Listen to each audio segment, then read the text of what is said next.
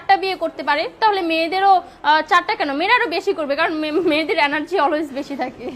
ছেলেরা যদি 4টা বিয়ে করতে পারে তাহলে মেয়েরা পারবে না কেন? অবশ্যই পারবে, কারণ নারী পুরুষ সমান অধিকার। আর যদি একটা কথাই চিন্তা করি তাহলে মেয়েদের চেন কোনো কাজে লাগে না, চেন খুলে মোতার অধিকার তো তাদেরও আছে। মালে আসেন, একটা চাবি দিয়া যদি 4টা তালা খোলা যায় ওটাকে বলা হয় মাস্টার কি, আর একটা তালা যদি 4টা চাবিতেই খুলে সেটাকে বলা হয় খাঙ্কি।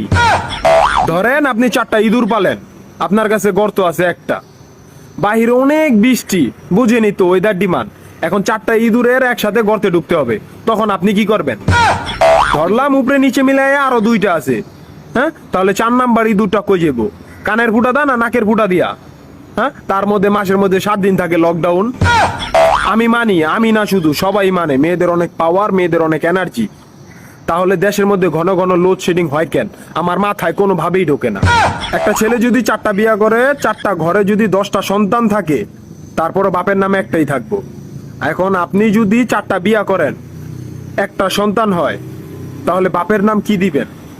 সলিমুদ্দিন, কলিমুদ্দিন, আনোয়ার, মনোয়ার, নাকি গড়ে মিলাইয়া জানোয়ার? আপনি কি নারী না ঢাকা শহরের লোকাল গাড়ি? 30টা সিট ফুল, 20 জন দাঁড়ানো, তারপরও বলে পিছনে সিট খালি, ওঠেন তাড়াতাড়ি, পিছনে সিট খালি, ওঠেন তাড়াতাড়ি। শুধু এই সমস্ত মেয়েদের কারণে পুরা নারী জাতির সম্মানহানি হয়। আমাদের উচিত সিটি কর্পোরেশনের কুত্তা মারার ইঞ্জেকশন দিয়া এদেরকে মেরে ফেলা, যাতে এদের জন্য অন্য কোনো মেয়েদের কেউ খারাপ নজরে না দেখে।